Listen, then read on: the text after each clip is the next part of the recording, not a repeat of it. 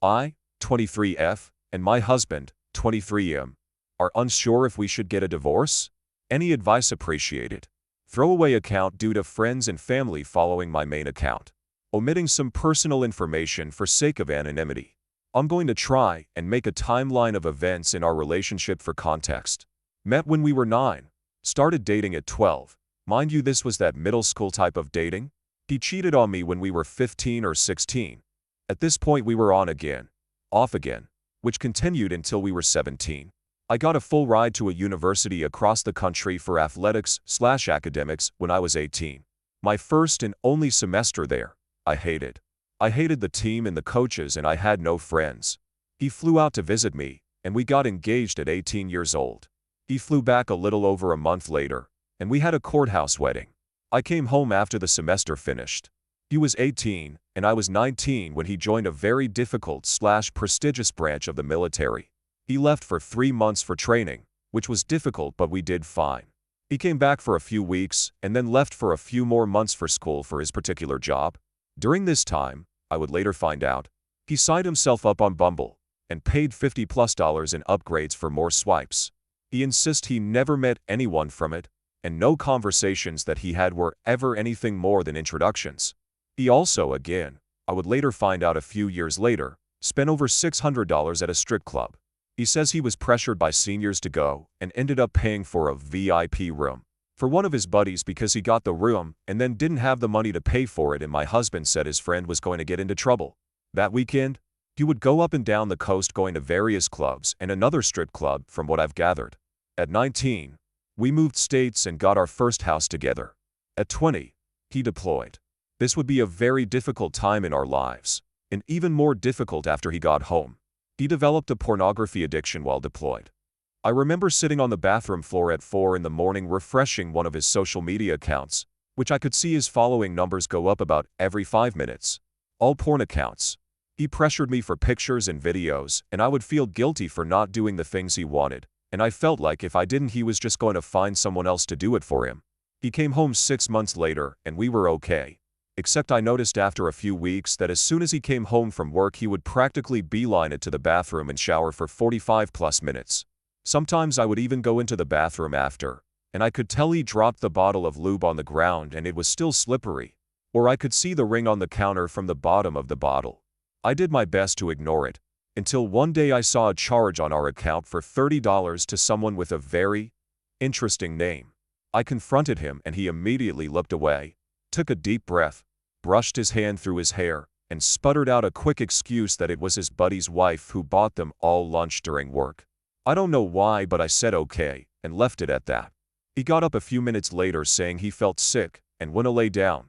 I got a text from him an hour later saying he was sorry and that he developed a pornography addiction over deployment, and he sent money to a girl for her premium Snapchat or something. He says he felt so guilty, he didn't even look at anything, and he deleted her right after he sent the money. I realized that the day this transaction took place, he had bought me flowers. He has never done that before, not even on any special occasions. From here on, the dates get confusing for me. I don't remember what happened first or when, or how far apart, but I'll do my best to include as much information as I remember. Sometime later, maybe weeks, maybe months, I woke up to a message from an old acquaintance on a certain social media site. I think we were still 20 or maybe 21. I don't remember what exactly she said, something along the lines of, "I just wanted you to know he said this to me," or something like that. He had messaged her the night prior, whilst drinking at a friend's house down the road, that he loved and missed her. I wish so badly I could remember more, but for some reason I can't. I know she said something like, "You can't be saying this, you're married," and he said something along the lines of, "I don't care." I screamed at him to wake up, but he was still drunk. I told him I wanted a divorce. I locked myself in the bathroom and hurt myself, because I wanted to feel anything other than how I felt at that moment. I don't know how much time passed. When he opened the door, he said he didn't send those messages. He said that he left his phone plugged into the speaker, and his friend was using it to play music. He said his friend must have seen the girl's story and messaged her trying to get nudes. He even pulled out his phone with proof, a text conversation between him and his friend confirming that the friend had messaged her and said he was sorry. I don't know why, but I believed him immediately. I remember having the most euphoric feeling of, I don't know what the word is, but whatever you feel when you let out a breath you've been holding and say, "Oh, thank God." I'm getting frustrated writing this because I'm realizing how much I'm forgetting, and I feel like I'm missing something. At 21, I think, shit hit the fan. I think at this point I had gone through his phone several times and found internet history and links that he had clicked through one of his social media accounts to hundreds of different websites. One night I went through his entire bank account history since 2018 and found the charge for the strip club and Bumble. He said the Bumble charge wasn't him. It was a senior who used his card because he had gotten frozen, or something ridiculous like that. I, of course, believed him. I don't know why. I can't remember at what point I found out that he lied about messaging the girl on social media. I think it was after I had looked through his phone again and I found text messages between him and his friend that was the one who allegedly sent the messages. His friend said something like, "Bro, I can't even go to parties that your wife is at because she hates me lol," or something like that. But they both confirmed what I didn't want to believe. My husband had taken my phone, deleted the messages sent to me by the girl, and got his friend in on this elaborate story. I can't remember when I found out that he did in fact download and pay for upgrades on Bumble. I think I just knew at this point he was lying, and grilled him long enough that he relented. He said he never met anyone or anything, and he said during the conversation, "I only paid for the upgrade because no one would ever swipe for me," or something like that. I can't remember at what point we went to legal on base and got information to file for divorce. I'd never seen him cry before besides one other time. After we got married, at the airport, he cried so hard and he wouldn't let me see. Just hugged me and buried my face in his chest so I wouldn't see. He said he didn't want to leave. But he cried constantly after I told him this was it, and that I had an appointment and paperwork filled out to file for divorce. I'd never seen him like this before. Constantly saying he was sorry, deleting every social media account he'd ever owned, crying at the drop of a pin, saying things like he will never marry again. I could have everything in our savings. He'd pay for me to finish college if that's what I wanted. I relented, and we went to marriage counseling. He stepped up a lot. He was never on his phone anymore. Would keep his phone unlocked and face up on the table. Told me I could go through it anytime I asked. Promised to stop watching porn. He even started cleaning the house and making dinner before I got home from work. He stopped drinking with his friends. It was a complete 180. For a while, the issue started to arise when every little thing would trigger a panic attack. He couldn't hang out with his friends without me freaking out. He began drinking with his friends again, maybe a few weeks later. One night he wasn't home by the time he told me he would be, and I just broke. I ended up in the hospital, and it was just the start of this toxic cycle. He would do something that would trigger me, whether it be drinking with his friends, or the occasional YouTube short I would see in his watch history of a half-naked woman with her tits out and bouncing up and down. I would scream at him, and berate him and degrade him because I wanted him to feel exactly how I felt. I think marriage counseling eventually helped a lot. After the hospital I finally got my own therapist. She was my best friend. I still text her to this day. I didn't have any friends where we lived. He worked with his friends every day, and every weekend they would all party. I didn't have anyone. My friends and family were back home. I'm shy and have really bad social anxiety and have always had trouble making friends because I can't seem to ever open my mouth when there's more than 3 people in the room. Whenever he would leave to go anywhere, I felt so alone.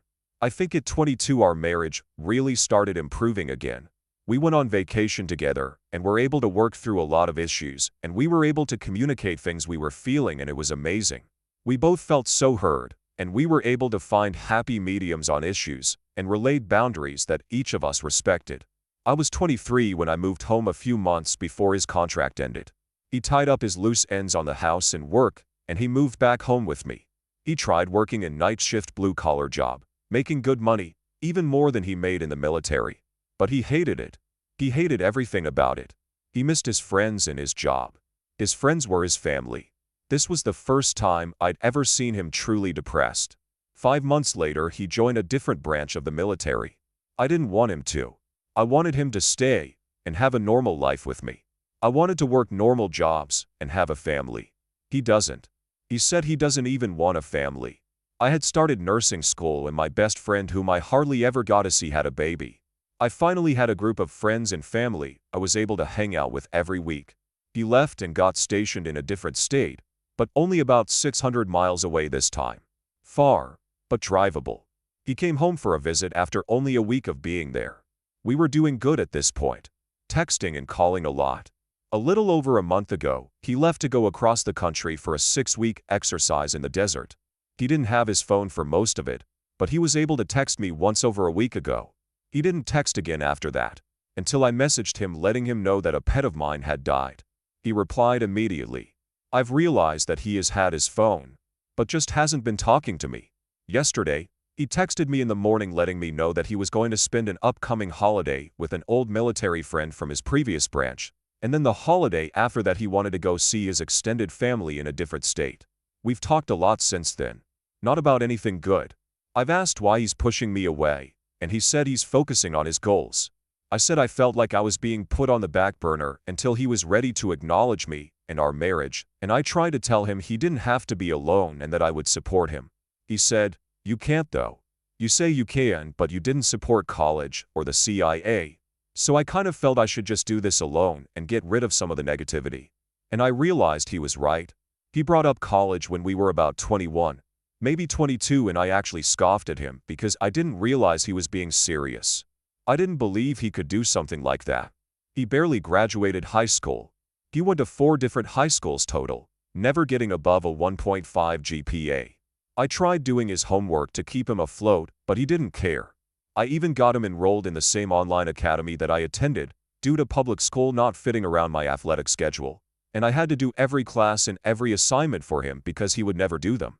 He ended up graduating from what you would call an alternative high school. After telling me he wanted to go to college, he then told me he was going to join the CIA. This was just unfathomable to me. I didn't know what to do because he wanted my support, but I also didn't want to lie to him and tell him I believed in him. I guess I still don't. And I feel awful, and I can't imagine the feeling of your spouse not supporting you unconditionally. I don't know how to support him in something I just don't think he can do. And now we're here. Neither of us want a divorce.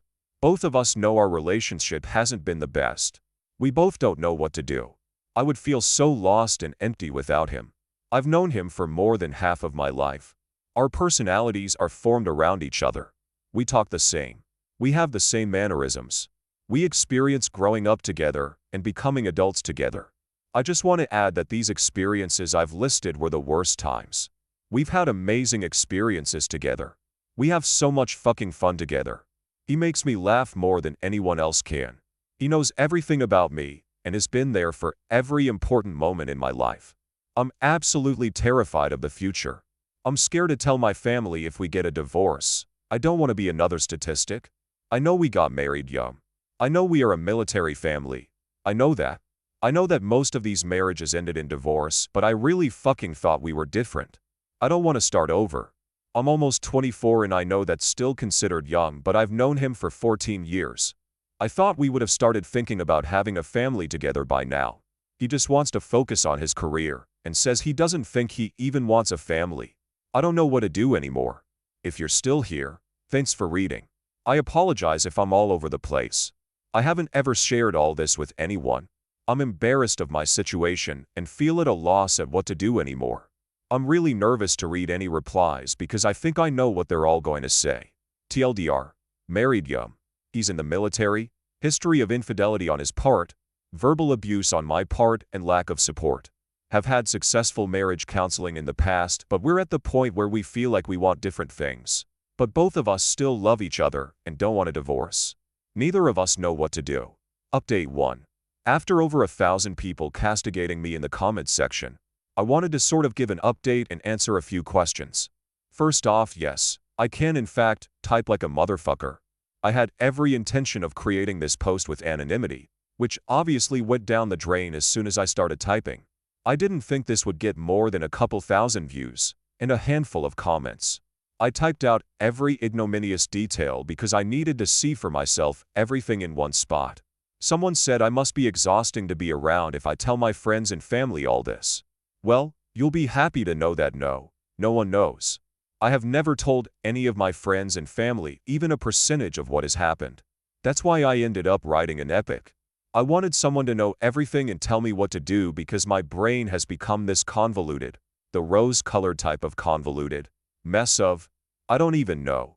I have made my husband out to be this strong, loving, endearing, charismatic provider, and I know why. I've spent my entire life wanting to be the fucking best at everything. My dad's favorite thing he used to say to me every day after practice was, "Second place is just the first loser." And I fucking held on to that. I was the best. I was the best at school. I ranked #1 out of my high school class of over 700 people. I have hundreds of medals and trophies. I did take second place at nationals one year. Even though that doesn't feel like an accomplishment to me, I know it should be. But after dropping out of college and leaving behind a full-ride athletic and academic scholarship, I wanted it to be worth something. I never told anyone I left because I hated it and couldn't deal with it. I told everyone I got married and he joined the Marine Corps and I wanted to support him. I didn't want anyone to realize that I couldn't hack it. I wanted it to be worth it. And if I had marriage problems, or if I got divorced, it would have just been for nothing. I would have lost again. And I can't lose. I grew up hiding in my closet hearing my dad scream at the top of his lungs at my older siblings because they averaged C's and D's in school. I knew what losing would get you. And I would not lose. My mom cheated on my dad when I was a kid. I remember waking up one morning to them screaming on the front lawn. My mom trying to get into her car to go to work and my dad grabbed her arm and ripped her out of the car. They don't know that I saw that. They worked through it, if that's what you want to call it. I thought that was what you were supposed to do. I thought that marriage was supposed to be hard, and you were supposed to put every ounce of yourself into fixing your ups and downs. Many have asked if I want to live the rest of my life like this. Of course I don't. Who the fuck would want that? Why did I stay, even after the first time? Well, starving people will eat anything. I have actually read every single comment, even the hurtful ones. Goddamn, you guys are fucking assholes, and I needed it. I fucking needed over 1,000 people telling me I'm a blind idiot to realize that marriage isn't supposed to be like this. And that I deserve better. Because I fucking do. I do fucking deserve better. And for all those saying I'm not going to leave because I haven't yet, I will fucking prove you wrong. I'm not going back anymore. I'm not going to fucking settle. I had heard the phrase sunk cost fallacy, but I didn't know what it meant. I do now. Thank you to everyone. Even the ones who believe this post was a creative writing assignment. It gave me a laugh realizing that my life and my marriage has been so bad that it's unbelievable. Last side note, yes, I did comment with my main account a few times. It doesn't even matter anymore. And feel free to shoot me a message and tell me I got this, because I'm going to fucking need it.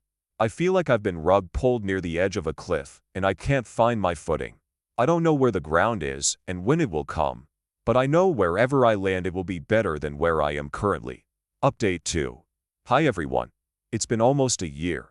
I can't believe it's been almost an entire year. I don't think I've ever made an update like this before, so hopefully I do it right and it's not removed. I meant to update sooner. I really did. But I have been busy living my life to the fullest extent possible. I can honestly say I didn't even think it was possible to enjoy life this much. I have never experienced happiness like this. I'm honestly having a hard time putting it into words how amazing my life has become. I filed for divorce probably within 48 hours of making that post. Papers were signed a month later. Divorce was finalized 2 months after that. It was completely uncontested. We shared no assets, no children, thank God. It was actually a lot easier than I expected it to be. Honestly, the hardest part was telling my family. Especially my mom. Everyone loved him so much because I, unfortunately, made him out to be so perfect. It was pretty much a slap to the face for her to find out. I felt awful. She cried for days. But she was so supportive of me. Everyone was so damn supportive of me. I turned 25 soon. I decided to get my nurse practitioner's license. So that's the track I'm on right now. I've made an incredible amount of friends this year. If I'm not working, I'm out having fun. I'm always doing something fun every day. I'll try to reply to any comments, but you know, I'm so busy these days. I have truly begun to find myself. And I'm fucking awesome. I am capable of so much. And I am brave. I am so brave. I did make one special friend from my original post. Thanks to you and my best friend Katie, if you guys are reading this. Thank you for keeping me accountable and loving me unconditionally. I really didn't realize what a horrendous situation I was in. At least, not until after I made that initial post and received so many eye-opening comments. Lots of people were right though. I did already know the answer to my question. It's actually kind of weird thinking about it. It doesn't even feel real. Whenever I try to think about my life over the last couple of years, I can hardly remember anything. It's almost like I'm trying to recall a story that someone else told me. Anything that I do remember, I recall almost like I was a spectator or an invisible third person in the room. And I just think, this poor girl, and what she's going through. I can't even imagine how awful. It just doesn't even feel like it was me. My real life started as soon as he was gone. We don't speak anymore. We haven't really spoken much since December. One of the last interactions we had, he was upset about the divorce and regretted it, and then he proceeded to threaten that he would murder anybody that I dated in the future. Yes, it's documented to the best of my ability. I don't think he would ever actually do anything like that. He hasn't even been back in the state this year. I think he's too busy. Last I heard through the grapevine, he got drunk, had a one-night stand, and got some girl pregnant. She wants to keep the baby. He doesn't. I think she even took a brick to his car and smashed the shit out of it. If I could give him one last piece of advice, it would be to start a savings account for this poor kid's future therapy bills, and to ask him if he ever realized that almost all of his monumental life mistakes have been committed under the influence of alcohol. But alas, it isn't my problem. He will never hear from me again. And I can say that with complete happiness and confidence. To everyone who said I wouldn't do it, and that I wasn't capable of leaving, fuck you, and thank you. I did. I did leave. I didn't walk, I ran. I fucking sprinted. And I didn't look back.